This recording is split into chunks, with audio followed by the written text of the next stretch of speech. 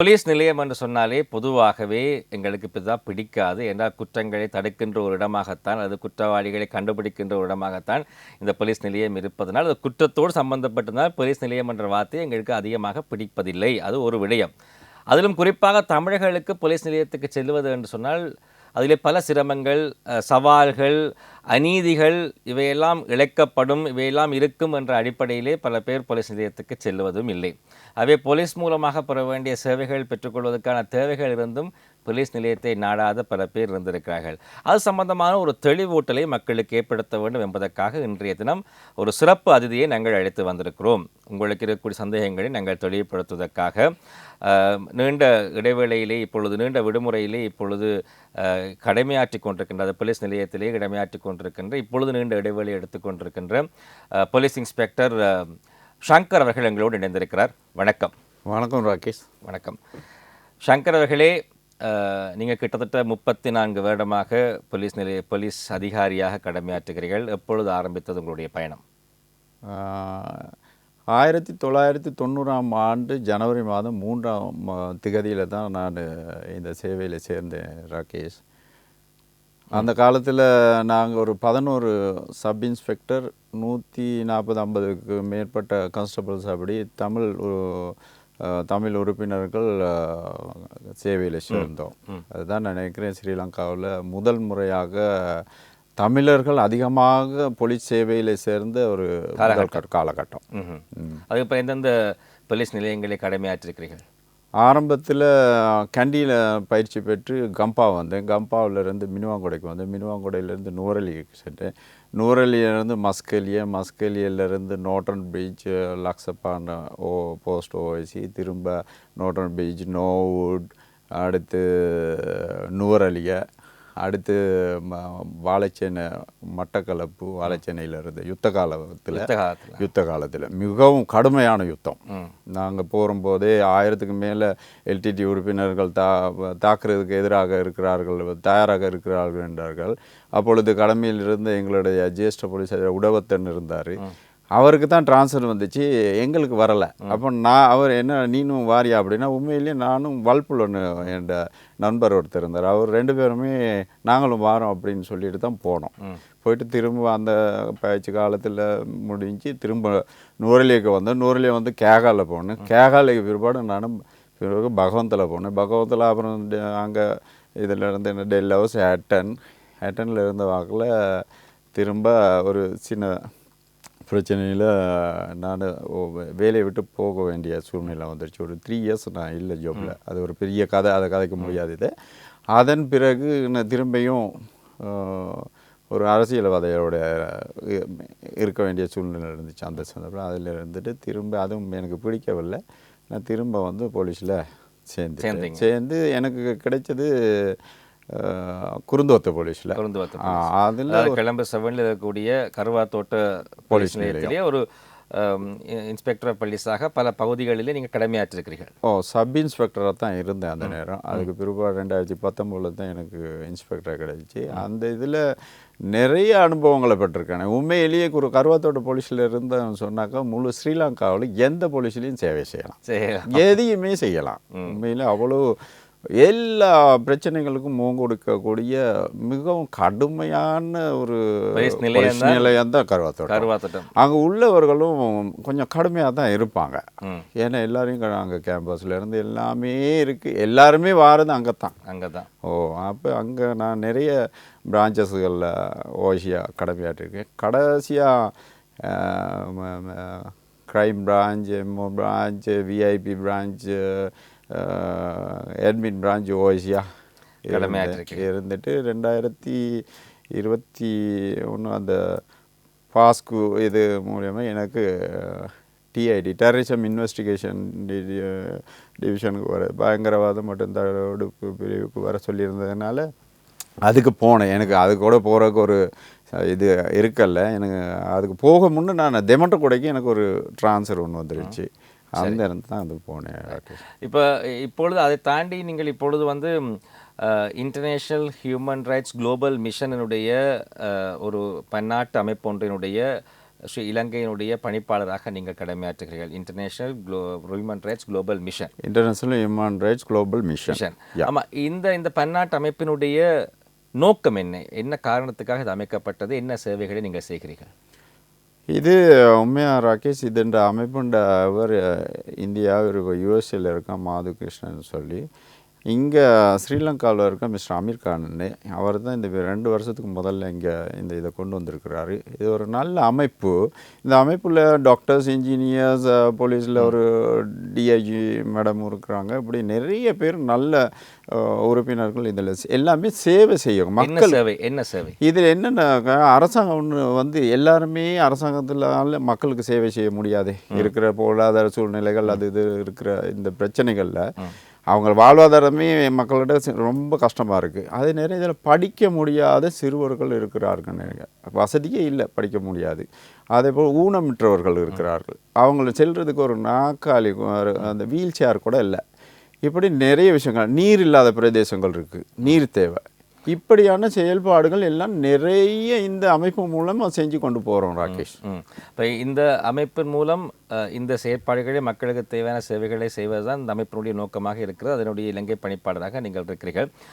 இந்த நிகழ்ச்சியை பார்த்து கொண்டிருப்பவர்கள், நீங்களும் உங்களுக்கு போலீஸ் நிலையத்துக்கு நீங்கள் செல்லுகின்ற பொழுது நீங்கள் எதிர்நோக்குகின்ற சவால்கள், உங்களுக்கு வரக்கூடிய சிக்கல்கள், அது சம்பந்தமான கருத்துக்களை நீங்கள் பதிவு செய்யலாம், கேள்விகளை கேட்கலாம். 28385008 28384419 எங்களோடு நீண்ட விடுமுறையில் இருக்கக்கூடிய போலீஸ் அதிகாரியாக கடமையாற்றி கொண்டிருக்கக்கூடிய சங்கர் அவர்கள் எங்களோடு இணைந்திருக்கிறார். சங்கர் அவர்களே, பொதுவாக ஆரம்பத்தில் ஆரம்பிக்கும்போது சொன்னது போல், பொதுவாகவே போலீஸ் நிலையம் என்றால் மக்களுக்கு கொஞ்சம் ஒரு வகையில் சொல்லப்போனால் அது பிடிக்காத ஒரு இடம் என்ற எண்ணப்பாங்க இருக்குது. அதுவும் குறிப்பாக தமிழர்களுக்கு தங்களுக்கு போலீஸ் நிலையத்துக்கு சென்றால் நியாயம் கிடைக்கும் என்ற எண்ணப்பாங்க இருப்பதில்லை. பொதுவாக எல்லாருக்கும் என்று சொல்ல மாட்டேன், பொதுவாக இந்த மாதிரி எண்ணக்கருக்கள் தமிழ் மக்களுக்கு இருக்கிறது என்பது நீங்கள் உணர்ந்திருக்கிறீர்களா? அது முதலாவது விடயம். 2வது, என்ன காரணத்துக்காக அந்த ஒரு எண்ணப்பாங்கு தமிழர்களுக்கு இருக்கிறது? உண்மையிலே ராகேஷ், போலீஸ்னாலே மக்களுக்கு பிடிப்பதில்லை. உங்களுக்கும் பிடிக்குமோ என்னமோ தெரியல, என்ன பிடிக்கும் போல இருக்குது. ஆனால் போலீஸ் அப்படிங்கிறது மக்களுக்கு சேவை செய்கிறதுக்கு தானே தெரிவு செஞ்சோம். அவங்கக்கிட்ட போயிட்டு நாங்கள் தேவையான அவங்களோட முறைப்பாடுறதுக்கு நாங்கள் பயப்பட வேண்டிய அவசியமே இல்லை ராகேஷ். இதுக்கு என்ன காரணம்னா, போலீஸ் நிலையங்களில் அந்த காலத்தில் தமிழ் பேசக்கூடிய போலீஸ் ஆஃபீஸர்ஸ் இருக்கல முக்காலகட்டத்தில். இப்போ பார்த்தீங்கன்னா நிறைய பேர் எல்லா இடத்துலையும் தமிழ் பேசக்கூடியவங்க இருக்கிறாங்க. எங்களை போன்ற தமிழ் பேசக்கூடிய சகோதர மொழி இனத்தவர்கள் இருக்கிறார்களா, தமிழர்கள் இருக்கிறார்களா? பல தமிழர்கள் இருக்கிறார்கள், சகோதர மொழியினரும் இருக்கிறாங்க. அது சம்பந்தமாக விசேட வகுப்புகள் நடைபெறுகின்றன. ட்ரைனிங் சென்டர்ஸ் தமிழ் கட்டாயப்படுத்தப்பட்டிருக்கு போலீஸ் உத்தியோகத்தர்களுக்கு. அவர் பாஸ் பண்ணவே வேணும். அந்த மாதிரி சூழ்நிலை இப்போ நிறைய பேர் இருக்கிறாங்க ராகேஷ். நீங்கள் சொன்னதுக்கு நான் வரேன். அந்த காலகட்டங்களில் அப்படி போன உடனே அங்கே போலீஸில் உள்ளவருக்கு தமிழ் தெரியாது, போனவருக்கு சிங்களம் தெரியாது. இப்போ 2 பேருமே என்ன மாதிரி உரையாடுறது? அப்போ அவர் போனோடனே இவர் தடுமாறுவார், இவங்க பார்த்தோன்னா சில நேரங்களில் 2-3 ஹவர் இருக்கக்கூடிய சந்தர்ப்பங்களும் இருந்திருக்கலாம் நாங்கள் போலீஸுக்கு சேர்றதுக்கு முதல்ல. அப்போ அவ்வாறான சூழ்நிலைகளை வச்சு தான் இந்த மாதிரி சந்தர்ப்பங்கள் வரக்கூடிய வாய்ப்பு இருந்திருக்கு. சில சந்தர்ப்பங்களில் தமிழ் பேசக்கூடிய போலீஸ் ஆஃபீஸர்ஸ்கள் எல்லாமே இருந்திருப்பார்கள். சில நேரம் உங்களுக்கு தெரியாது, இருந்த வாக்கில் ஸ்பெஷல் டியூட்டி அங்கே போய் கேட்டீங்கன்னா அங்கே கலவரங்கள் அப்படி இப்படின்னு ஏதாவது சின்ன பிரச்சனைகள் இருக்கணும். நம்ம நாட்டில் நீண்ட காலமான யுத்தங்கள் இருந்துச்சு தானே, அந்த காலகட்டங்களில் எங்களுக்கு அதுதான் முக்கியமான ஒரு சேவையாக இருந்து மக்களோட பாதுகாப்பு. அப்போ இந்த மாதிரி விடயங்களுக்கு முக்கியத்துவம் கொடுக்கக்கூடிய சூழ்நிலை இருந்திருக்கிறது. ஏன்னா ஒரு போலீஸில் எடுத்த நேரம் குறிப்பிட்ட உறுப்பினர்கள் தான் இருப்பார்கள். அங்கே சேவை செய்வதற்கு இருக்கிற உறுப்பினர்கள் பத்தாமல் இருப்பாங்க. அப்போ அப்படி இருக்க சூழ்நிலையில் வெளி வேலைகளை எப்படி செய்கிறது? இதுகளும் ஒரு காரணமாக இருந்திருக்கலாம். போகும்பொழுது ஒரு தமிழ் உத்தியோகத்தை நாங்கள் இல்லாமல் இருப்பதற்கான காரணங்களில் இதிலும் ஒன்றா இருக்கலாம். சில நேரங்களில் இருந்திருக்கக்கூடிய வாய்ப்பு இருந்திருக்கலாம். இப்போ ஒரு கேள்வி, பொதுவாக அது மக்களுடைய கேள்வியாகவே கேட்கிறேன். நானும் தனிப்பட்ட ரீதியிலே இதை உணர்ந்தும் இருக்கிறேன். ஒரு போலீஸ் நிலையத்துக்கு சென்றால் மதிக்கவே மாட்டார்கள். எங்களை மனுஷனாவது மதிங்கப்பா என்று சில வழிகளை நாங்கள் கேட்போம். நீங்கள் சொன்னது போல் 3 மணித்தியாலம் 4 மணித்தியாலம் உட்கார்ந்துருப்போம். ஆனால் நாங்களும் ஒரு ஒரு வேலையை விட்டு ஒரு ஒரு அநீதி இழைக்கப்பட்டிருக்கு, அது சம்பந்தமாக முறைப்பாடு செய்வதற்காக வந்தால் அதுக்குள்ளே நாங்கள் வந்தாலே எங்களை திருடர்களாகவே பார்க்குற ஒரு தன்மை இருக்கிறதோ எனக்கு தெரியவில்லை. அதனாலும் எங்களுக்கு அதிகமான ஒரு முக்கியத்துவம் கொடுப்பது குறை. இந்த ஒரு குற்றச்சாட்டை மக்கள் பொதுவாக முன்வைப்பார்கள். கன நேரம் உட்கார வைப்பார்கள், ஏனென்றே கேட்க மாட்டார்கள், கேட்டால் எடுத்தெறிந்தது போல் கதைப்பார்கள். இதெல்லாம் போலீஸ் அதிகாரிகளுடைய பண்பாகவே இருக்கிறது. உண்மையாக இப்படித்தானா போலீஸ் அதிகாரிகள்? இல்லை, நீங்கள் சொல்கிற கருத்தை நான் முழுக்க ஏற்றுக்கொள்ள முடியாது. ஆனால் நீங்கள் சொல்கிற விஷயத்தில் ஒரு சில விஷயங்கள் உண்மையாக இருக்கக்கூடிய வாய்ப்பும் இருக்குது. அதில் மிஸ்டர் ராகேஷ், இப்போ நீங்கள் இந்த வந்திருக்கீங்க, நானும் வந்திருக்கோம். எங்களோட வீட்டு சூழ்நிலைகள் எப்படி இருக்குன்னு யாருக்கு தெரியும்? இப்போ உங்களுக்கு உங்களோட வீட்டில் இருக்குது, நீங்கள் குழந்தைகள் இருக்குது, குழந்தைகளுக்கு சுகம் இல்லாமல் இருக்கலாம், மருந்து எடுக்க போகணும், ஒய்ஃபும் சுகம் இல்லாமல் இருக்கலாம், மருந்து எடுக்க போகணும். இப்போ இந்த சூழ்நிலையில் வந்து நீங்கள் ஏதோ என்னோட நேர்காணலை செய்கிறீங்க, என்ன 9 மணியோ 10 மணியோ இது முடிச்சுட்டு உடனே போகணுங்கிற எண்ணத்தில். இந்த போகிற தருணத்தில் இன்னொரு ஷோ நீங்கள் செய்யணும்னா என்ன செய்வீங்க? கொஞ்சம் கஷ்டப்படுவேன். இதே சூழ்நிலை தான் போலீஸில் இருக்கிறவங்களுக்கு நடக்கிறது. அவன் அதுக்கு இன்னொரு காரணம் ராகேஷ், அவங்க இருக்கிறது பக்கத்திலே இல்லை. இருக்கிற அந்த தொழில் செய்கிற அந்த ஏரியாவில் அவங்களுக்கு குவார்ட்டர்ஸ் அது இது எல்லா வசதிகளும், பாடசாலைகள் எல்லா வசதிகளும் அங்கே இருந்துச்சுன்னா அவங்க அதை பற்றி யோசிக்க மாட்டாங்க. காலியில் இருக்கிறவர், மட்டக்களப்பில் இருக்கிறவர் இங்கே குருந்துவத்தையில் இருப்பார். என்கிட்ட நிறைய பேர் வேலை செஞ்சுருக்கிறாங்க. அவங்களோட பிரச்சனைகளை சொல்லும் பொழுது எங்களுக்கு உண்மையிலேயே பைத்தியம் பிடிக்கும். இப்போ இதை நான் கட்டாயமாக கேட்க வேண்டும். அந்த ஒவ்வொரு போலீஸ் அதிகாரிக்கும் உள்ள பின்னணி எந்த அளவு அவருடைய சேவையை தாக்கத்தை ஏற்படுத்துகிறது என்பதை கேட்க வேண்டும். ஆனால் ஒரு கேள்வி, என்ன பின்னணியில் இருந்தாலும் மக்கள் சேவை என்று வருகின்ற பொழுது மற்றவர்களை மரியாதையாக நடத்தி, கௌரவமாக நடத்தி, அவர்களுடைய நேரத்துக்கு முக்கியத்துவம் கொடுத்து செய்ய வேண்டியதுதான் போலீஸ் அதிகாரிகளுடைய கடமை. உண்மையான கருத்து. 5 விரல்களும் ஒரே மாதிரி இருக்கிறதா? இல்லை. உங்கள் குடும்பத்தில் நீங்கள் 5 பேரோ எத்தனை பேரோ எனக்கு தெரிய இருக்கிறாங்க, எல்லாரும் ஒரே மாதிரி இருக்கீங்களா? உங்களோட அம்மா அப்பாவுக்கு உங்களை எல்லாரையும் ஒரே சமமாக பார்க்கக்கூடிய சூழ்நிலை இருந்தால் கூட பிள்ளைகள் வந்து தாய் தகப்பனையும் மற்றவர்களோட பண்பாக நடந்துக்கிறாங்கங்கிறதுக்கு என்ன உத்தரவாதம்? ஒன்றுமே இல்லை. அப்படி இருக்கிற சூழ்நிலையில் இங்கே 70-80,000 பேர் இருக்கிற போலீஸ் உத்தியோகத்தர்கள் இருக்கிறதுல ஒரு போலீஸ் அதிபராலேயோ ஒரு போலீஸ் பொறுப்பதிகாரியாலேயோ அந்த இருக்கிறவங்க அவ்வளோ பெரியும் அந்த நிலைமைக்கு கொண்டு வர முடியாது. கஷ்டம். ஆனால் நான் சொல்கிற ஒரே கருத்து என்ன செய்யுமா, நீ என்ன செய்தான் அவன் என்ன செய்வான் என்று தட்டி காப்பதை விட, நாங்கள் போலீஸில் இருக்கிற தமிழ் உறுப்பினர்கள் நிறைய பேர் இருக்கிறாங்க, சிங்கள உறுப்பினர்கள் இருக்கிறாங்க, எல்லாருக்கும் நான் சொல்கிற ஒரே கருத்து என்னென்னா, நான் என்ன செய்தேன், நான் எவ்வாறு என்னை மாற்றிக்கொள்ள வேண்டும் என்ற உணர்வை உணர்த்தி அவர்கள் செயல்பட வேண்டும். நிச்சயமாக போலீஸில் வந்து அப்படி இல்லை. எங்களோட பெரிய அதிகாரிகள்லாம் சொல்கிறாங்க, நீ என்ன பிரச்சனையில் இருந்தால் கூட வர்றவங்களை மதித்து உட்காரு. மக்கள்னால தான் நாங்கள் இந்த சம்பளத்தை வாங்குறோன்னு எங்களோட பெரிய அதிகாரிகள் சொல்லி கொடுத்துருக்காங்க. மக்கள்கிட்ட தான் வர, அப்போ அவங்களுக்கு சேவை செய்கிறது தான் எங்களோட முதல் கட்டம். அது அப்படி நடந்திருந்தால் உண்மையிலேயே அதுக்காக நான் உங்கள்கிட்ட மன்னிப்பு கேட்குறேன், இந்த சமுதாயத்தின மன்னிப்பு கேட்குறேன் போலீஸ் உறுப்பினர் என்ற அடிப்படையில். இனிமேலும் அந்த மாதிரி ஒரு தப்பு நடக்காது என்று நான் எதிர்பார்க்கிறேன். என்ன திறமையான ஒரு போலீஸ் மாதிபர், நேர்மையான போலீஸ் மாதிபர், சிறந்த போலீஸ் மாதிபர் வந்திருக்காரு. அரசாங்கமும் அதே மாதிரி தான் இருக்குது. இதை பற்றி நான் ரொம்ப கதைக்க விரும்பலை, ஏன்னா அதுகள் நீங்கள் விடயங்களாக மாறிவிடும். ஆனால் அந்த நம்பிக்கை இருக்கிறது இப்பொழுது. அதாவது நீங்கள் சொல்லுகின்றீர்கள், என்ன பின்னணியில் வந்தாலும் மதிக்க வேண்டும், மதித்து நடக்க வேண்டும். இதை தயவு செய்து உங்களுடைய சக போலீஸ் உத்தியோகத்தர் எல்லோருக்கும் சொல்லுங்கள். மக்களுக்கு இருக்கக்கூடிய ஒரு மிகப்பெரிய ஒரு பிரச்சனை இதுதான். அங்கே போனால் மதிக்க மாட்டார்களே என்ற ஒரு தன்மை இருக்கிறது.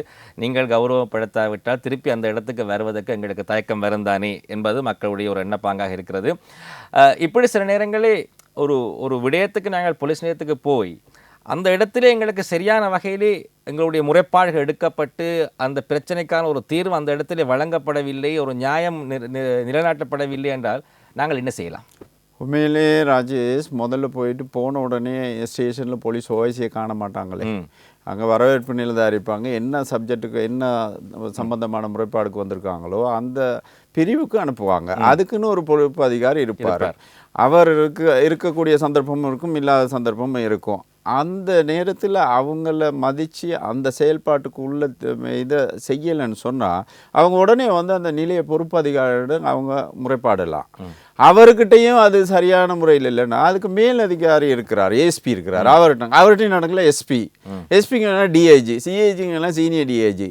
அதுக்கும் முடியலைன்னா போலீஸ் பதிவாரிகள் போலீஸ் அதிபருக்கு நாங்கள் கம்ப்ளைண்ட் பண்ணலாம். ம். நிச்சயமாக அதுக்கு நடவடிக்கை எடுப்பாங்க. ஒவ்வொரு பிரதேசங்களிலும் இது எங்கே இருக்கிறதுன்றது மக்களுக்கு பொதுவாக தெரியாது. இப்போ ஒரு வெள்ளவத்தை போலீஸ் ஓஏசி சரியாக கடமையாற்றவில்லைன்னு நான் முறைப்பாடு செய்ய போகிறேன், அடுத்தது அங்கே போகணும். இங்கே கலம்பு எடுத்துக்கொண்ட ராஜேஷ் பெட்டாவில் இருக்குது, ஓல்கட் மாவட்டத்தில் இருக்குது, நம்மளோட டிஐஜி ஆஃபீஸ் இருக்குது. ம். அங்கே ஏஎஸ்பி எஸ்பி எஸ்எஸ்பி டிஐஜி வரைக்கும் எல்லாருமே அங்கே இருக்காங்க. அது அடுத்து போலீஸ் ஹெட் குவார்ட்டர்ஸில் மற்ற சீனியர் டிஐஜி ஐஜி வரைக்கும் இருக்கிறாங்க. இது கொழும்பு எடுத்தா? கொழும்பு அதே மாதிரி எல்லா பிரதேசங்கள்லேயும் எல்லா மாவட்டங்கள்லேயும் அதுக்கு தனித்தனி ஆஃபீஸ் இருக்குது, காரியாலயங்கள் இருக்குன்றது எல்லாருக்குமே இருக்குன்றது. சாதாரண ஒருவர் போய் சந்திக்க முடியுமா? எஸ்எஸ்பி ஏஎஸ்பி டிஐஜி எல்லோரையும் சந்திக்க முடியுமா? போலீஸ் மா அதிபர் வரைக்கும் யார் வேணாலும் போயிட்டு சந்திக்கலாம். அதில் எந்த தடையுமே கிடையாது. தடையுமே இல்லை. இல்லை. ஆனால் இந்த ஒரு விடயத்தை மக்கள் கட்டாயம் மனதில் வைத்துக்கொள்ளணும். எல்லோரும் நினைப்பார்கள், பெரியவர்கள் சந்திப்பதாக இருந்தால் கஷ்டம், முன்கூட்டியே அப்பாயின்மெண்ட் எடுக்க வேண்டும் என்றெல்லாம். முன்கூட்டியே அப்பாயின்மெண்ட் எடுப்பதுக்கு அவருடைய தொலைபேசி இலக்கம் எல்லாம் எல்லோருக்கும் தெரிவதில்லை. நேரடியாக டிஐஜி ஆஃபீஸுக்கு நாங்கள் சென்று விட்டால் டிஐஜியை பார்க்கலாம், ஏஎஸ்பியை பார்க்கலாம், எஸ்எஸ்பியை பார்க்கலாம், யாராக இருந்தாலும் பார்க்கலாம், எந்த தடைகளும் இல்லை. அதற்காகத்தான் அவர்கள் அங்கு பணியமர்த்தப்பட்டிருக்கார்கள். பொதுவாக ஒரு குற்றச்சாட்டு திரு சங்கர் அவர்களே, கேட்கின்ற பொழுதே கொஞ்சம் எனக்கு கூசலாகத்தான் இருக்கும். கொஞ்சம் லஞ்சம் பெறுகின்ற தன்மை இந்த போலீஸ் அதிகாரிகளிடம் அதிகமாக இருக்கிறது என்று பொதுவாக சொல்லுவார்கள். அந்த ஒரு கருத்து தமிழர்களுக்கு மட்டுமல்ல, இலங்கை மக்கள் பல பேருக்கு இருக்கிறது. போலீஸ் நிலையத்திலே ஏதாவது ஒரு வேலையை நாங்கள் பெற்றுக்கொள்ள வேண்டுமாக இருந்தால் பகா கொடுக்க வேண்டும், எல்லாம் லஞ்சம் கொடுக்க வேண்டும். இனி எதிர்காலத்தில் இது நடக்குமா என்பது கேள்விக்குறி, எனக்கு தெரியவில்லை. நடக்குமா என்பது கேள்விக்குறி. நடந்திருக்கிறது என்று கேட்டால் அது மாற்றுக்கருத்தும் இல்லை, நடந்தும் இருக்கிறது. எல்லாரும் செய்கிறார்களா என்றால் எல்லாரும் செய்வதில்லை. இந்த கருத்தை நீங்கள் எவ்வாறு பார்க்குறீர்கள்? இது முற்று முழுதாக நான் ஏற்றுக்கொள்ள மாட்டேன் ராகேஷ். ஏன்னு கேட்டால் எந்த கட்டத்தில் அவ்வாறான ஒரு சூழ்நிலை நடந்ததான் நான் கேள்விப்படவும் இல்லை. அப்படி நான் சேவை செய்த போலீஸ்கள்லாம் அப்படி நடந்ததும் இல்லை. உண்மையிலேயே அப்படி ஒன்று நடந்திருந்துச்சுன்னு சொன்னால் அது உண்மையிலேயே தப்பு. அப்படி நடக்க முடியாது. நான் முதல்ல கூறிய கருத்து தான் இப்பயும் சொல்கிறேன். பொதுமக்கள் தான் போலீஸை தெரிவு செய்கிறாங்க, அவங்களுக்கு சேவை செய்கிறதுக்காக வேண்டி. அதை செஞ்சு அவங்களுடைய தேவைக்காக வேண்டி போலீஸுக்கு போகிற நேரம் அவங்கள்ட்ட காசு வாங்குறதுன்னு சொன்னால் அது முழுதாக தவறு.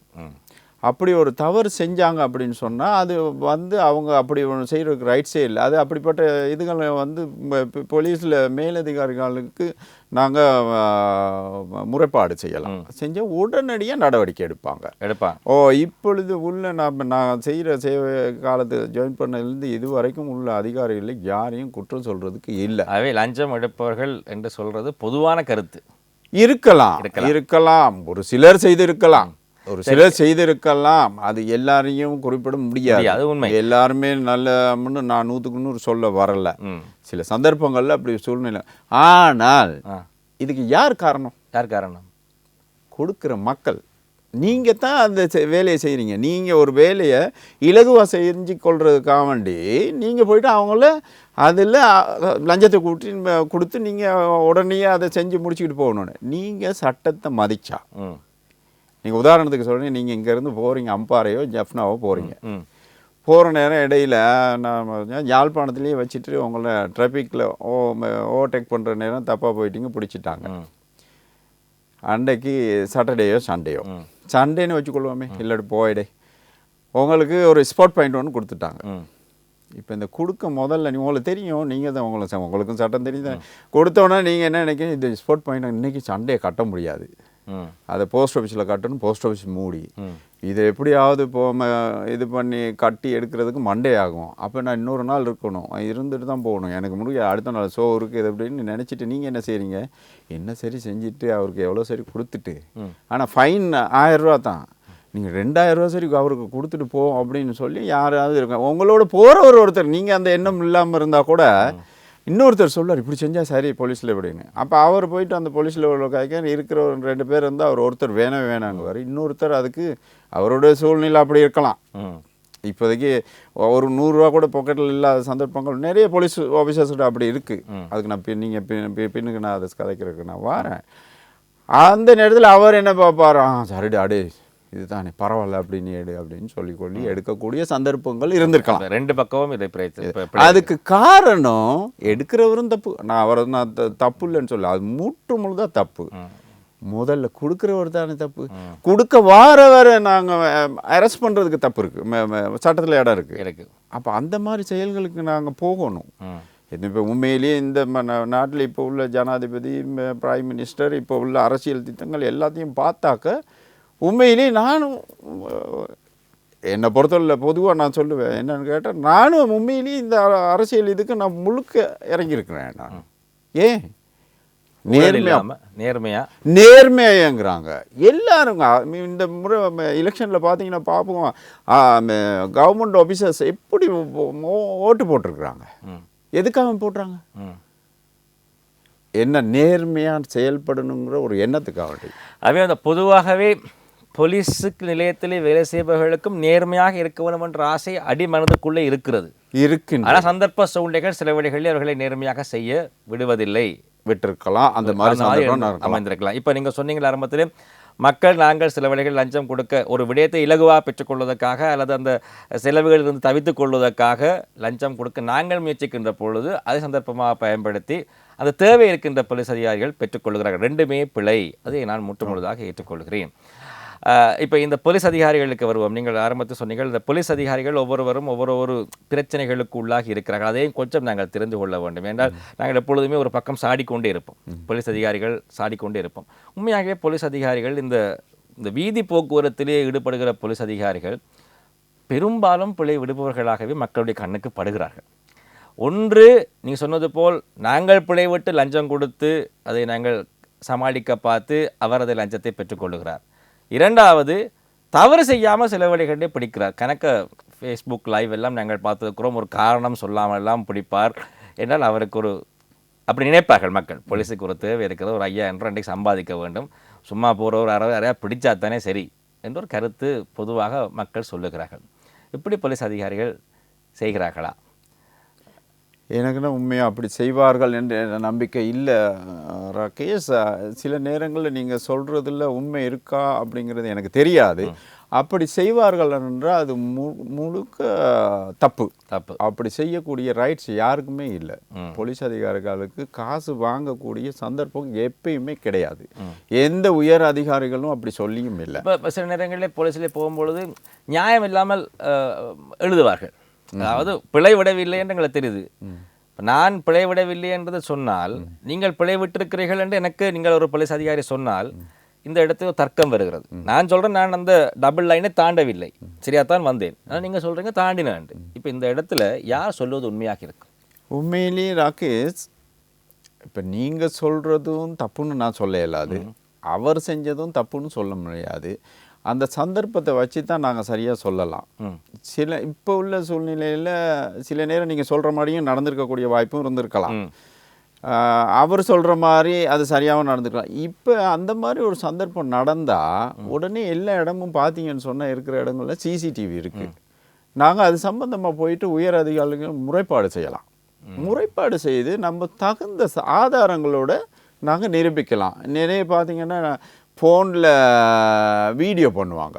அப்படி ஒரு சந்தர்ப்பம் நடந்ததுன்னா நீங்கள் அதை வீடியோவில் எடுத்து எங்களோட போலீஸ் அதிபருக்கு கூட அனுப்பி நீங்கள் அது சம்பந்தமாக நடவடிக்கை எடுங்கன்னு சொல்லி. அந்த போலீஸ் அதிகாரிகள் பிள்ளையாக செய்யப்படுவதை வீடியோ எடுக்கலாமா பொதுமக்கள்? அதுவுமே ஒரு பிரச்சனையாக சொன்னாங்க. இல்லை தவறாக செஞ்சால் எடுக்கிறதுக்கு யாருக்கும் என்ன ரைட்ஸு இல்லைன்னு சொல்ல அப்படி சொல்லலை. தவறாக செய்யறேன்னு யாருக்கும் எடுக்கலாம். போலீஸ் நாங்கள் என்ன செய்யற ப்ரூவ் பண்ணுறதுக்கு ஏதாவது ஒன்று ஆதாரம் இருக்கணும். ஆகவே வீடியோ போலீஸ் அதிகாரிகளை வீடியோ எடுக்கிறது பிழை என்று நாங்கள் சொல்ல முடியாது. அந்த சந்தர்ப்ப சூழ்நிலை அவரே குறிப்பிட்டு போயிட்டு வீடியோ எடுக்கிறதுன்னு சொன்னால் உங்களுக்கு அந்த மாதிரி ரைட்ஸ் ஒன்றும் இல்லை. யாரையும் போட்டோ அடிக்கவோ வைக்கவோ வீடியோ எடுக்கவோ அந்த மாதிரி ரைட்ஸ் இல்லை. ஒரு சந்தர்ப்ப சூழ்நிலை நம்மளுக்கு ஒரு தகவல் சாட்சி இதை ப்ரூவ் பண்ணுறதுக்கு ஒரு தேவை அப்படின்னா, உண்மையிலேயே ஒரு ஆக்சிடென்ட் ஆகி போகுது, வண்டி போகுது, அந்த இதை ப்ரூவ் பண்ணுறதுக்கு என்ன இருக்குன்னு ஒரு வீடியோ எடுக்கணும். அதே நேரம் நீங்கள் போயிட்டுருக்குன்னு ஒரு போலீஸ் ஆஃபீஸரை ஒருத்தன் இடித்து போட்டு போயிட்டான், அப்போ அந்த நேரம் வீடியோ எடுத்து காட்டணும் தானே. ஆனால் ஒருத்தர் குறிப்பிட்டு ஃபோட்டோவோ வீடியோவோ எடுத்து இது பண்ணுறதுக்கு ரைட்ஸ் இல்லை சட்டத்தில். இப்போ இன்னும் ஒரு கேள்வி, ஒருவர் அழைப்பில் ஏற்படுத்தி பேரை சொல்லாமல் சென்று விட்டார். ஆனால் அவர் சொன்னார், தான் ஒரு போலீஸ் அதிகாரி தன்னை நிற்க சொன்னாராம், நிற்கவில்லையாம், வேகமாக சைக்கிளை ஓட்டி கொண்டு போனேன், பின்னால் விரட்டி வந்தார்களாம், சைக்கிளிலே விரட்டி வந்தார். சொன்னாருன்னா நான் நிற்கிறேன் அந்த டிராஃபிக்லே ஏதோ ஒரு பிரச்சனை பண்ணி விட்டாருன்னு நினைக்கிறேன், நிப்பாட்ட சொல்லியிருக்கிறார், இவர் நிற்காமல் போயிருக்கிறார், இவர்கள் பின்னால் சென்றிருக்கிறார்கள், போன இடத்திலே வேகமாக இவரும் சென்றிருக்கிறார், இவர் ஆக்சிடென்ட் பட்டு அந்த இடத்திலே கால் கை முறிவு ஏற்பட்டு விட்டது, ஆக்சிடென்ட் பட்டு இப்படி விபத்து இடம்பெற்று விட்டது. பின்னால் போலீஸ் அதிகாரி ஓடி வந்து என்னை அந்த வலுக்கட்டாயமாக என்னை பிடிக்க முயற்சித்ததனால் இடம்பெற்றது என்று சொல்லுகிறார். இதை எவ்வாறு பார்க்கலாம்? இது உண்மையிலேயே போலீஸ் அதிகாரி ஒரு நிறுத்தினாருன்னா நாங்கள் சட்டத்தில் கடமைப்பட்டிருக்கிறோம், அவர் கையை காட்டி நிறுத்தினா அந்த சட்டத்துக்கு நாங்கள் கட்டுப்பட அவர் அதை நிறுத்தாமல் போனாருன்னு சொன்னால் அவர் எந்த குற்றத்துக்கு சம்மந்தப்பட்டவர்னு யாருக்கு தெரியாது. அப்போ அது பின்னால் ஓடி போயிட்டு எப்படி சரி அவரை கைப்பற்ற வேண்டிய கடமை இவருக்கு இருக்கு. சில பேர் சொல்லுவார்கள் இது நடந்திருக்கிறது உண்மையாக, சில பேர் நிப்பாட்டுறது சில பேருக்கு தெரிந்தே இருக்காது. வீதி போக்குவரத்து வழியில் ஒரு ஆள் நிப்பாட்டுகிறார், ஆனால் இவருக்கு தெரியாது, அவர் கவனிக்கவே இல்லை. ஆனால் பின்னால் வேகமாக வந்து அவரை மறித்து நிப்பாட்ட சொன்னால் நிற்கவில்லையா என்று கேட்கிற சம்பவங்கள்லாம் இடம்பெற்றிருக்கிறது. உண்மையாகவே எங்களுக்கு தெரியாமல் இருந்திருக்கலாம் சங்கர் அவர்களே. ஆனால் உண்மையாகவே தெரியாமல் இருந்திருக்கு தானே, ஆனால் அவர் நிறுத்தி இருக்கிறாரு. அப்போ அவர் உண்மையாகவே நிறுத்தி இருக்கிறாரு. நீங்கள் தெரியாமல் போனது உங்களோட தப்பு தானே இல்லைப்பா. அதனால அதுகளை வந்து நாங்கள் சரிப்படுத்த முடியாது ராகேஷ். சில நேரங்கள் அப்படி உண்மையாகவே நடந்திருக்கக்கூடிய வாய்ப்புகளும் இருந்திருக்கலாம், அது எனக்கு தெரியாதுன்னு சொல்லலாம். அப்படி நடந்திருந்தால் அது தப்பு. நாங்கள் மற்ற விதியில் யோசிச்சு பார்த்தோம்னா நாங்கள் பார்க்காம போனது நம்மளோட தப்பு தான். இவ்வாறு இந்த ரெண்டு பக்கமும் இந்த விடயங்கள் இருக்கிறது. இன்னும் ஒரு கேள்வியும் கேட்க வேண்டும். இது போலீஸ் அதிகாரிகள் சம்பந்தமான ஒரு கேள்வி. பல இடங்களிலே பார்த்தால் இந்த புது வருடம் வருகின்ற பொழுது அல்லது ஒரு கிறிஸ்மஸ் வருகின்ற பொழுது அல்லாது ஒரு போலீஸ் அதிகாரியுடைய பிறந்த நாள் வருகின்ற பொழுதெல்லாம் போலீஸ் அதிகாரியுடைய நிலையத்துக்கு சென்றால் பெரிய அளவிலே கணக்க சாமான்கள் இருக்கும், அன்பளிப்பு கொடுத்தார்கள் என்று பல பேர் கொண்டே கொடுக்கிறார்கள். ஹேம்பர்ஸ் எல்லாம் போலீஸ் அதிகாரிகளுக்கு பல வர்த்தகர்கள் எல்லாம் கொடுக்கிறார்கள். உண்மையாகவே ஒரு போலீஸ் அதிகாரிக்கு இதை பெற முடியுமா? அது முதலாவது கேள்வி. ஒரு வர்த்தகர் ஒரு போலீஸ் அதிகாரிகளுக்கு இந்த மாதிரி கிஃப்ட் கொடுக்கிறார் என்று சொன்னால் வெளியே பார்க்குற எங்களுக்கு இதில் என்ன ஒரு அரசாங்க உத்தியோகத்தை தன்னை கடமையை செய்கிறார், அப்படிப்பட்ட ஒரு உத்தியோகத்தருக்கு ஏன் இவர் ஒரு கிஃப்ட் கொடுக்க வேண்டும்? கிஃப்ட் கொடுப்பவன் சில வேளைகளே கள்ளனாத்தானே இருப்பான் என்ற ஒரு எண்ணப்பாங்கு பொதுவாக வருகிறது. இதை மாதிரி பல பேர் கிஃப்ட் வேண்டினதை நாங்கள் பார்த்தும் இருக்கிறோம். இந்த செயற்பாட்டை நீங்கள் எவ்வாறு பார்க்குறீங்க? இல்லை உண்மையிலேயே ராகேஷ், நீங்கள் எதுவுமே தவறு செய்யாதவர், ஒன்றுமே செய்யாத சமூகத்தில் நல்ல பேர் உள்ளவர், நல்ல அந்தஸ்தில் உள்ளவர். நீங்கள் வாரீங்க, ஒரு சந்தோஷமாக அந்த பிரதேசத்தில் இருக்கீங்க. நான் ஒரு குருந்தோத்தையில் இருக்கிறேன், என் ஊர் வந்து ஜஃப்னாவாக இருக்கலாம், நூர்லியாவாக இருக்கலாம், தூரத்தில் இருக்கணும், இப்படி நிறைய தெரிஞ்சவங்க எல்லாருமே வந்து எம்பஸ் வந்து கொடுக்க போக மாட்டாங்க. தெரிஞ்சவங்க நல்லா போலீஸை பற்றி தெரிஞ்சவங்க வந்து கொடுக்கலாம். அவ்வாறு வந்து அவங்களா வந்து ஏதாவது கொடுக்குறதுல எந்த தப்புமே இல்லை. அதே நேரம் ஒரு தப்பான விஷயத்தை செய்கிறவங்க, ஒரு கஞ்சா பிஸ்னஸ் அந்த மாதிரி செய்கிறவங்க எதை கொண்டு வந்து கொடுத்தாலும் வாங்குறது தப்பு. அவங்களோட உண்மையிலேயே தொடர்பு வச்சுக்கிறதே தப்பு. ஒரு நல்ல மனிதன் வந்து நல்ல மனதோடு வந்து ஒரு நியூஇயருக்கு ஒரு அன்பளிப்பாக ஏதாவது கொடுக்குறாங்கங்கிறது அதை வாங்குறதுல எந்த தப்பும் இல்லை. அதே போல் ஒரு களவு போன விஷயம், ஒரு மக்களே ஏதோ களவு போன விஷயங்களில் ஒரு போலீஸ் ஆஃபீஸர் ஒரு டீம் ஒன்று செயல்பட்டு உடனடியாக இது பண்ணி எல்லாம் செஞ்சு உடனே அந்த இதுகளெல்லாம் பிடிச்சி கொடுத்து எல்லாம் செய்கிற நேரம் நீங்கள் என்ன ரைட் பார்ப்போம், இவங்கள நாங்கள் எப்படி சரி கௌரவிக்கணும் அப்படிங்கிற எண்ணத்தில் அவங்களுக்கு ஏதோ சாப்பாடோ அது இது வாங்கி கொண்டு போய் கொடுக்குறீங்க. அதை வாங்குறதுலாம் தப்பு இல்லை. இதை செய்கிறதுக்கு, இந்த வேலையை செய்கிறதுக்கு எங்களுக்கு அதை தாங்க, இல்லாட்டி எங்களுக்கு ஒரு வாகனத்தை கொண்டு வந்தாங்க, நாங்கள் ஒரு இன்கொயரிக்கு போகிறதுக்கு எங்களுக்கு வேணும், அப்படி கேட்குறதுக்கு ரைட்ஸ் இல்லை. ஆனால் சில இடங்களில் எனக்கு தெரிந்திருக்கு, சில இடங்களில் ஒரு இன்கொயரி செய்கின்ற பொழுது எல்லாருக்கும் மதிய உணவு வேண்டி கொடுக்கலாமே, ஒரு லஞ்ச் ஒன்று வேண்டி கொடுக்கலாமே, இரவு டின்னர் ஒன்று கொடுக்கலாமே, சாப்பாடு வேண்டி கொடுக்கலாமே, இந்த மாதிரி மறைமுகமாக கேட்பதெல்லாம் பிழை. அதெல்லாம் பிழை. அப்படி எந்த ரைட்ஸுமே இல்லை. யாருக்குமே எதுவுமே கேட்கக்கூடிய சந்தர்ப்பங்கள் இல்லை. எங்களுடைய உயர் அதிகாரிகள் ஒவ்வொரு முறையும் வந்து இன்ஸ்பெக்ஷன் அது இது வச்சு ஒரு மாதத்துக்கு ஒருக்கா இன்ஸ்பெக்ஷன் வச்சு எல்லாரையும் தெளிவுபடுத்துவாங்க. நாங்கள் செஞ்ச தவறுகளை அந்த இன்ஸ்பெக்ஷன் வைக்கிறதே காரணம் போலீஸில் என்னென்ன குறைபாடு இடம்பெற்றிருக்கு, அது மக்கள் செயல்பாடு தான் முதல்ல இருக்குது. மக்களுக்கு சரியான உண்மையில் எடுத்துக்கிட்டால் ஒரு முறைப்பாடு எழுதியிருக்கணும். யாராவது இந்த முறைப்பாட்டுக்கு எம்சிஆர்னு ஒரு புக் இருக்குது, அந்த முறைப்பாட்டுக்கு உடனடியாக நாங்கள் நடவடிக்கை எடுத்திருக்கோமா, அவங்களுக்கு இது என்ன தீர்ப்பு கொடுக்கப்படுது, இந்த கம்ப்ளைண்ட் எப்படி எழுதியிருக்காங்க, இதை யார் என்கொயரி பண்ணி சரியான முறையில் செயல்பட்டுருக்காங்க, சாட்சி அது இதுகள் இருக்கிறதெல்லாம் சரியாக எழுதியிருக்கிறாங்களா, இதெல்லாம் ஒழுங்கான முறையில் செஞ்சு இந்த கம்ப்ளைண்ட் பண்ணவருக்கு ஒரு நீதி கிடைச்சிருக்கா இல்லையான்னு பார்க்குறது தான் அந்த இன்ஸ்பெக்ஷனு. மற்றது அந்த பேரக்கில் இருந்து எல்லாம் பார்க்குறது அவ்வாறான திட்டங்கள் தான் போலீஸில் இருக்குது. போலீஸ் அதிகாரிகளுடைய பக்கத்தை கொஞ்சம் நாங்கள் பார்ப்போம். எப்பொழுதும் போலீஸ் அதிகாரியுடைய பக்கத்தை மக்கள் பார்ப்பதில்லை என்பது ஒரு உண்மையான ஒரு விடயம். எத்தனை போலீஸ் அதிகாரிகள் இப்போ உதாரணமாக வெள்ளவத்தை, பம்பலப்பிட்டி, தெய்வளை அல்லது யாழ்ப்பாணம், அச்சுவேலி அந்த மாதிரி இடங்களில் அந்தந்த இடங்களில் இருக்கக்கூடிய போலீஸ் அதிகாரிகள் அந்தந்த பிரச்சனை வகிக்கக்கூடியவர்களே போலீஸ் அதிகாரிகளாக அங்கு கடமையாற்றுவார்களாக இருந்தால் அவர்களுடைய வாழ்வாதாரம் இலகுவாக செல்லும். குடும்பம், பிள்ளைகள், அப்பா அம்மா எல்லோரும் பக்கத்தில் இருப்பார்கள். ஆனால் நீங்கள் ஆரம்பத்தில் பேசுகின்ற போல சொன்னீர்கள், இங்கே இருக்கின்றவர்கள் ரொம்ப தூரத்தில் இருந்த போலீஸ் அதிகாரிகள் இங்கே இருப்பார்கள், அவர்களுக்கு ஒரு தேவை வரும், அவர்களுடைய குடும்பத்தை பிரிந்திருக்கிறார்கள் என்றெல்லாம் நீங்கள் சொன்னீர்கள். ஏன் அவ்வாறான ஒரு சூழ்நிலை இருக்கிறது? அந்த ஒரு சூழ்நிலை எந்த அளவு தாக்கத்தை ஒரு போலீஸ் அதிகாரிக்கு ஏற்படுத்துகிறது? உண்மையிலேயே ராகேஷ், நம்ம ஒரு வீட்டு பக்கத்தில் இருந்து ஒரு சேவை செய்கிறோம்னா நாங்கள் மிகவும் இலவாக செய்யலாம். என்ன பிரச்சனை இருந்துச்சோ பிரச்சனை இல்லை, நான் வந்து ஈவினிங் நான் வீட்டுக்கு போயிட்டு நான் என் குடும்பத்தோடு எல்லா அந்த பிரச்சனையை தீர்த்துக்குவேன் அப்படிங்கிற ஒரு எண்ணம் மனப்பான்மை இருக்கும். அதனால நான் ஒன்று கொஞ்சம் உண்மையிலேயே சுயமாக இருப்பேன். இல்லைன்னு சொன்னால் இப்போ பொதுவாக நான் குறுந்தோத்தையில் சேவை செஞ்ச காலத்தையே வர்றேன். 400-500 பேருக்கு மேலே இருந்தாங்க. எல்லாம் நான் விஐபி டியூட்டி அது இது செஞ்சேன். அதுகளில் எல்லாருமே விஐபி வீட்டுக்கு மினிஸ்டர்ஸ், ஜட்ஜஸ் அப்படின்னு இருக்கிற விஐபி மாற வீட்டுகளுக்கு தான் டியூட்டி போடணும். நீங்கள் சொல்கிறீங்க எல்லாம் காலி, மாத்திரை, பானந்தோடு மிச்சம் 100-150 கிலோமீட்டருக்கு மேலே உள்ள தூரத்தில் இருந்து தான் வருவாங்க. ஆனால் அவ்வளவு பேருக்குமே அங்கே கோட்டஸ் இல்லை. ஒரு குறிப்பிட்ட சிலருக்கு தான் குவார்ட்டர்ஸ் இருக்குது. மற்றவங்க எல்லாம் தூரத்துலேருந்து வருவாங்க. சில நேரம் இப்போ 12 ஹவர் 8 ஹவர் போட வேண்டிய டியூட்டி 12 ஹவரில் இருக்கும். 12 ஹவர் டியூட்டியில் இருக்கிறவர் நைட்லேருந்து மார்னிங் 6க்கு வரணும்னு சொன்னாக்கா இவர் வர்றதுக்கு பஸ்ஸில் அங்கேருந்து வரணும் லேட் ஆகிடலாம். சில நேரங்கள் 10 மணி ஆகும், 12 மணி ஆகும். அவர் நைட்டு 12 ஹவராக இருக்கிறவர் சில நேரங்களில் அப்படியே உட்காந்துருந்த வகையில் தூக்கம் போயிடும். அவர் ஜட்ஜாக இருந்தால் யாராக இருக்கிற சில இருக்கிறாங்க போகிற நேரம் அவருக்கு அந்த நேரம் அவர் தூங்கிக்கிட்டு இருந்தான்னு கம்ப்ளைண்ட் வந்துடும். இது யார்? போலீஸ் தப்பு. சில நேரம் இருக்கிற பெரிய அதிகாரிகள் போலீஸ் அதிபருக்கே கம்ப்ளைண்ட் பண்ணிடுவாங்க, நான் போட்டிருக்கேன் டியூட்டியில் இருக்கேன் தூங்குறான் அப்படின்னு. நான் சொல்கிறேன், நாங்கள் மனிதர்கள் தானே, போலீஸோடைய உழைச்சிக்கிட்டாக நாங்கள் என்ன இரும்பா? இல்லையே ராகேஷ், நாங்களும் சாதாரண மனிதர்கள். அப்போ அவங்களோட அடிப்படை தேவைகள் தான் முக்கியம். அடிப்படை தேவைகள் அப்படின்னு பார்க்குற ராகேஷ், போதுமான போலீஸ் ஆஃபீஸர்ஸ் அந்தந்த நிலையங்களில் இல்லாதது மூல காரணம். ஸோ குறுந்தோத்தை மாதிரி ஏரியாவில் நிறைய டியூட்டிஸ் இருக்குது, அந்த டியூட்டிகளுக்கு தேவையான போலீஸ் ஆஃபீஸர்ஸ் இல்லை. அதனால் எங்களுக்கு பல சிக்கல்களுக்கு முகம் கொடுக்க வேண்டிய சூழ்நிலை இருக்குது.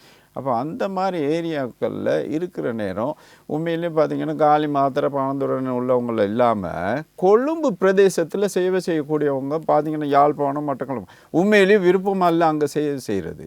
விருப்பம் இல்லாமல் இந்த அடிப்படை என்ன போலீஸில் உள்ள சட்டத்திட்டங்கள் ஒவ்வொரு போலீஸ் பதிவுமார் போலீஸ் அதிபர்கள் வந்தவுடனே அவங்களுக்கு வேணுங்கிறத உருவாக்கிக்கிறாங்க. ஒரு அமைச்சர் வந்து அவருக்கு வேணுங்கிற மாதிரி உருவாக்கணும். ஒரு திட்டம் இல்லை, ஒரு குறிப்பிட்ட திட்டம் இல்லை. நான் கேட்குறேன், ஒரு போலீஸ் உறுப்பினர் அவருடைய வேலை அவர் இருக்கிற பிரதேசத்துலேயே அந்த போலீஸில் வேலை செய்கிறதுல என்ன பிரச்சனை இருக்குது? அதில் என்ன சொல்லுவாங்கன்னா, அவர் வந்து காஞ்சாக்காரன், கசிப்புக்காரன், சொந்தக்காரன் இவனுங்களுக்கு உதவி செய்வான். உதவி செய்கிறதுக்கு இல்லை போலீஸ், கடமையை செய்கிறதுக்கு போலீஸ். அப்போ அந்த பிரதேசத்தில் நம்ம பயமில்லாமல் வேலை செய்யலாம், எதுக்கும் பயப்பட வேண்டிய அவசியம் இல்லை. நானும் பிறந்த ஊரில் வேலை செஞ்சுருக்கேன், சட்டத்தை நான் சரியாக செஞ்சுருக்கிறேன். சில அதிகாரிகளோட தேவையில்லாத பிரச்சனைனால நாங்கள் வந்துச்சு. அதனால் நான் ஒரே ஒரு இதை தான் நான் கேட்டுக்கொள்கிறது, நான் இது இப்போ உள்ள போலீஸ் அதிபர் மிகவும் திறமையான, அவர் வந்த உடனே சொன்ன ஒரு முக்கியமான காரணம் என்னென்னா, இதுவரை காலமும் நீங்கள் எல்லாம் அரசியலுக்கு சேவை செஞ்சீங்க, இப்போ பொது மக்களுக்கு சேவை செய்யுங்க. இது பாருங்கள், எனக்கு மேலே பில்லரிக்குது. இப்படி ஒரு போலீஸ் அதிபர் கூட வந்து அப்படி சொன்னதில்லை. உங்களுடைய டியூட்டி அதே மாதிரி இருக்க அமைச்சர், ஜனாதிபதியாக இருக்கட்டும், எல்லாம் என்ன சொல்கிறாங்க, உங்களுடைய தேவைகளை சரியாக செய்யுங்க, சட்டத்தை செய்யுங்க, யார் பிள்ளையோ தட்டி கேளுங்க, அதை செய்யுங்க. நீங்கள் இவ்வளவு காலமும் ஒரு ப்ரமோஷன் ஒரு போலீஸ் அதிகாரிக்கு தேவையாக இருந்தால் ஒரு அரசியல் பிரமுகர்களுடைய சிபாரிசு தேவை. ஒரு போலீஸ் ஸ்டேஷனில் ஒருவரை நாங்கள் நியமிக்க வேண்டுமாக இருந்தால் அரசியல் அதிகாரிகளுடைய சிபாரிசு தேவை. இவையெல்லாம் இவ்வளவு காலம் இடம்பெற்றது தான். இல்லை, உண்மையிலேயே ராகேஷ், அது முற்று முழுதாக ஏற்றுக்கொள்ள முடியாது என்னால். அரசியல்வாதிகளோட தலையீடுனால்தான் ப்ரொமோஷனுங்கிறத நான் ஏற்றுக்கொள்ள மாட்டேன். அப்படி இருந்த சில சந்தர்ப்பங்கள் உயர் அதிகாரிகளுக்கு இருந்திருக்கு, எங்களுக்கு தெரிய இருந்திருக்கு, இல்லைன்னு சொல்ல முடியாது. நீங்கள் ஒரு அரசியல்வாதி இருக்கிறீங்க, நான் ஒரு போலீஸ் ஆஃபீஸர், உங்களோட நெருங்கிய தொடர்பில் இருக்கேன், நான் உங்களுக்கு தேவையில்லாமல் உதவி செய்கிறேன், சட்டத்தை மீறி உதவி செய்கிறேன். அந்த மாதிரி சந்தர்ப்பத்தில் நீங்கள் எனக்கு ப்ரொமோஷனுக்கு நான் உங்கள்கிட்ட கேட்குறதே அதை தான். அப்போ நீங்கள் எனக்கு ஹெல்ப் பண்ணுறீங்க, அது சிபாரிசு மூலியமாக எப்படி சரி அது போலீஸ் பதிக்கோ யாருக்கோ சொல்லி போயிட்டு இது பண்ணி அவர் அதை பெற்றுக்கொள்கிறார். இது நடைமுறை. அது அந்த மாதிரி நடந்த சூழ்நிலையில் தான் எத்தனையோ போலீஸ் ஆஃபீஸர் நேர்மையாக வேலை செஞ்சு நீண்ட கால சர்வீஸ்களில் இருந்து அவங்க இதில் வெறுப்பு ஏற்பட்டு எத்தனையோ கோர்ட் கேஸுகள் இருக்குது. உண்மையிலே நாங்களும் எங்களுக்கு சரியான முறையில் ப்ரொமோஷன்ஸ் அது இது கிடைக்காதனால நாங்களும் வழக்கு போட்டிருக்கிறோம், போய்கொண்டிருக்கு. இவ்வாறான அந்த சந்தர்ப்பங்களை உருவாக்குறதே இந்த பெரிய பெரிய போலீஸ் உத்தியோகத்தர்கள் தவறான வழியில் செய்கிறாங்க. இல்லை, நான் சொல்கிறேன் ராஜேஷ், அரசியல்வாதி மக்களால் நியமிக்கப்படுறாங்க. அவங்க எதுக்காக நியமிக்கப்படுறாங்க? மக்களுக்கு சேவை செய்ய.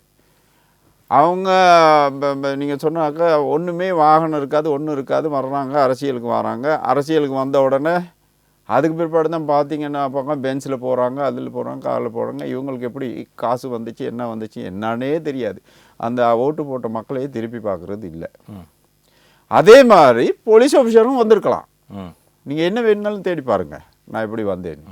நானும் மிக வறுமையான பகுதியில் இருந்து, நாங்கள் அந்த காலத்தில் எங்களுக்கு டாய்லெட் இல்லை, தண்ணி இல்லை, மின்சாரம் இல்லை, டிவி இல்லை, ஃபோன் இல்லை, ஒன்றுமே இல்லை. எனது நண்பர்கள்லாம் இருக்கிறாங்க. நான் இந்த சந்தர்ப்பத்தை நான் பயன்படுத்தி கொள்கிறேன். உண்மையிலேயே நாங்கள் தேயிலை இருக்குத்தானே, தேயிலை வழியில் போயிட்டு தான் நாங்கள் மழை காலங்களில் கழிவு கழிப்போம். அட்டை இருக்கும், மழையோடு இருந்து நாங்கள் இது பண்ணியிருக்கோம் ராஜேஷ். அந்த மாதிரி சூழ்நிலையிலிருந்து தான் நாங்கள் இந்த இதுக்கு வந்திருக்கோம். நான் சொல்கிறேன், அந்த இதுலேருந்து இது வரைக்கும் நான் எந்த நேரமும் நான் நினைக்கிறது என்ன தெரியுமா, நாங்கள் நேர்மையாக நடக்கும்.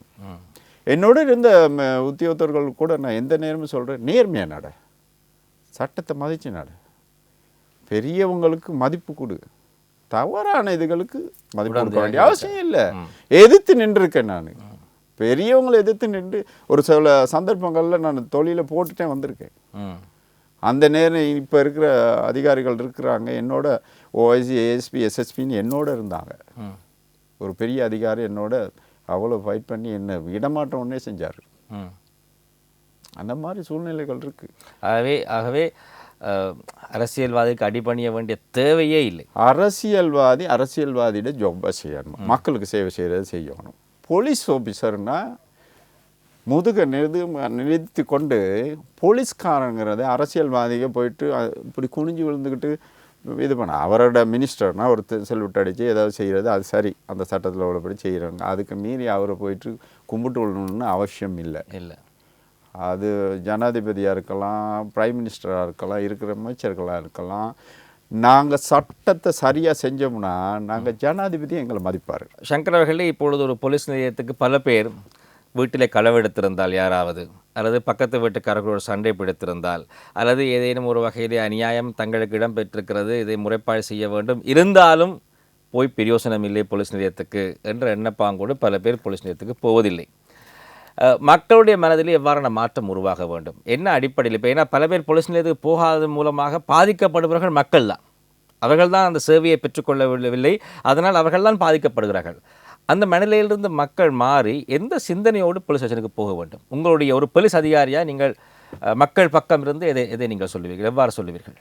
ராகேஷ், நான் உண்மையிலேயே சொல்கிறது, மக்களால் நியமிக்கப்பட்டவங்க தானே போலீஸ்காரங்க. அப்போ அவங்களோட வீடு மாதிரி நினச்சி போலீஸுக்கு போகலாம். என்ன, ஒரு குடும்பத்தில் ஒருத்தருங்க நினச்சி போலீஸுக்கு போகலாம். பயப்பட வேண்டிய தேவைகள் இல்லை. இந்த முன்ன காலத்தில் எப்படி போலீஸ் நிலையங்கள் இருந்தது எனக்கு தெரியாது. இப்போ உண்மையிலேயே அவ்வாறான இதுகளில் போலீஸில் போனோடனே தமிழ் பேசக்கூடிய, இங்கிலீஷ் பேசக்கூடிய, எல்லா பாஷையும், மற்ற சிங்களம் பேசக்கூடியவர்கள் கூட தமிழ், இங்கிலீஷ் மூன்றுமே கற்பிக்கப்பட்டிருக்கு. அதுக்குன்னு போலீஸில் காசு ஒதுக்கி ட்ரைனிங் சென்டர்ஸில் ட்ரைனிங் கொடுத்து நல்லா வச்சுருக்காங்க, சிறப்பாக இருக்குது. எந்த விடயத்துக்கும் பயம் இல்லாமல் போகலாம். பொதுவாக எடுத்துக்கிட்டால் அங்கே அங்கே தமிழ் பேசுகிறவர்கள், தமிழர்கள், சிங்களவர்கள் என்ற பாகுபாடு இல்லை. இல்லை, அது ஒரு எண்ணப்பாங்க. உண்மையிலேயே பொதுவாக எடுத்துக்கொள்ளுங்க. நான் ஒரு 34 இயர்ஸாக நான் அந்த டிபார்ட்மெண்ட்டில் இருக்கிறேன். அந்த காலத்தில் நாங்கள் குறுகிய சிலர் தானே போலீஸில் சேர்ந்தோம், சரியா? அந்த காலத்திலேருந்து இது வரைக்கும் எங்களுக்கு அப்படி ஒரு மனப்பான்மை, அந்த மாதிரி ஒரு வேற்றுமை இருக்கலையே என்றது உணரவில்லை. இல்லை, உணரவில்லை. எல்லோரும் சகோதரர்களாக இருந்திருக்கிறார்கள். எவ்வளவோ பிரச்சனைகள் வந்திருக்கு. எங்களுடைய பர்சனல் ப்ராப்ளம்ஸுக்கு எத்தனையோ உதவிகள் செஞ்சிருக்காங்க, எவ்வளோ பெரிய அதிகாரிகள். ஆகவே பாகுபாடு அங்கே இல்லை. அந்த எண்ணப்பாங்கு மக்கள் வைத்திருக்க வேண்டிய அவசியமும் இல்லை. இல்லை, இல்லை. தெளிவாக என்ன பிரச்சனையாக இருந்தால், களவாக இருந்தாலும், இதாக இருந்தாலும், என்னவாக இருந்தாலும் உண்மையை போயிட்டு சொல்லுங்க. நாங்கள் டாக்டர்கிட்ட போனால் உண்மையை சொன்னால் தானே மருந்து கிடைக்கும். லோயர்கிட்ட போயிட்டு சொன்னாலும் உண்மையை சொன்னால் தான் அவர் அதுக்கு தகுந்த மாதிரி செயல்படுவார். சிலர் போலீஸில் வந்து சொல்கிறது, ஒருத்தனை அடிச்சுட்டு வந்து சொல்கிறது, அவன் தான் அடிச்சு போட்டான் அப்படி. 2 பேருக்கு இடையில் அடிப்படை சண்டை நடந்துட்டால் என்ன செய்கிறது? யாரடியாவது ஒருத்தர்கிட்ட தெரிஞ்ச ஒருத்தவங்கள்ட்ட அட்வைஸ் கேட்டவர் உடனே அவன் சொல்லுவார், உன்னை செயின் காணாமல் போயிடுச்சுன்னு போடு, செயின் அத்து புட்டான்னு போடு. பொய் முறைப்பாடுகள். அப்போ என்ன செய்கிறது? செயின் அத்துப்புட்டாருன்னு சொன்னாக்கா அது கொஞ்சம் பெரிய கேஸ். இந்த சாதாரணமாக அடிச்சுக்கிட்டாங்கன்னு சொல்கிறதெல்லாம் ராகேஷ் ஒரு சாதாரண கேஸு. அதை முறைப்பாடு எழுதி இது பண்ணி அதுக்கு தேவையான போலீஸ்லேயே சமாதானப்படுத்தக்கூடிய வாய்ப்புகள் இருக்கின்றதா. இந்த செயின் அத்துப்புட்டார் அப்படின்னு சொன்னாக்கா அது பெரிய கேஸை இது பண்ணி அது கோர்ட்ஸ் மூலியமாக தான் இது பண்ணும். அதே நேரம் அந்த அடிப்பட்ட 2 பேர் அடிச்சு புட்டாருங்கிறவரை கட்டாயமாக செயின் அத்துப்புட்டாருன்னா அவரை அரெஸ்ட் பண்ணி கோர்ட்டுக்கு போடவே வேண்டும். போலீஸில் பெயில் அவுட் பண்ணவே முடியாது. இப்போ நீங்கள் ஆரம்பத்தில் சொன்னீங்க, தப்பே செய்யாத ஒருத்தரை கொண்டு போயிட்டு உள்ளுக்கு போடுறாங்க. இதுக்கும் மக்கள் தான் காரணம். நம்ம அந்த அறிவு உண்மையே பேசாததுக்கும் ஒரு காரணம். மக்கள் தெளிவாகணும். நடந்ததை நடந்தபடியே சொன்னால் அதுக்கான தீர்ப்புகள் போலீஸில் கட்டாயம் கிடைக்கும். ஆகவே இதை பார்த்து கொண்டிருப்பவர்கள் போலீஸ் நிலையத்துக்கு போவதற்கு பயப்பட வேண்டிய அவசியம் இல்லை. விரும்பிய மாதிரி நீங்கள் போய் உங்களுடைய வீடு மாதிரி நினைத்துக்கொண்டு உங்களுடைய கம்ப்ளைண்ட்ஸை நீங்கள் முன்வைக்கலாம். அதே நேரத்திலே எந்தவித பாகுபாடும் அந்த போலீஸ் நிலையத்திலே காட்டப்படாது. உண்மையே பேச வேண்டும். பொய் சொன்னீங்கன்னா தான் பிரச்சனை அங்கே வருகிறது என்ற ஒரு விடயத்தையும் பகிர்ந்து கொண்டு வந்தால் சங்கர் அவர்களே பல விடயங்களை பேசலாம். ஆனால் நேரம் மட்டமாகத்தான் இருக்கிறது. எங்களோடு இதுவரை நேரம் கலையகத்துக்கு வருகை தந்து போலீஸ் நிலைய நடைமுறைகள், அதே நேரத்தில் போலீஸினுடைய தரப்பில் இருக்கக்கூடிய அவர்கள் எதிர்நோக்குகின்ற சவால்கள் சம்பந்தமான பல விடயங்களை எங்களோடு மனம் திறந்து பேசியிருந்தார். சக்தி டிவியின் சார்பாக மனமார்ந்த நன்றிகளை தெரிவித்துக் கொண்டு நன்றி. நன்றி ராகேஷ். இந்த அளவோடு இந்த நிகழ்ச்சியை நிறைவு செய்து கொண்டு உங்களிடமிருந்து விடைபெற்றுக் கொள்ளும் நான் உங்கள் அன்பின் ராகேஷ் சர்மா. நன்றி, வணக்கம்.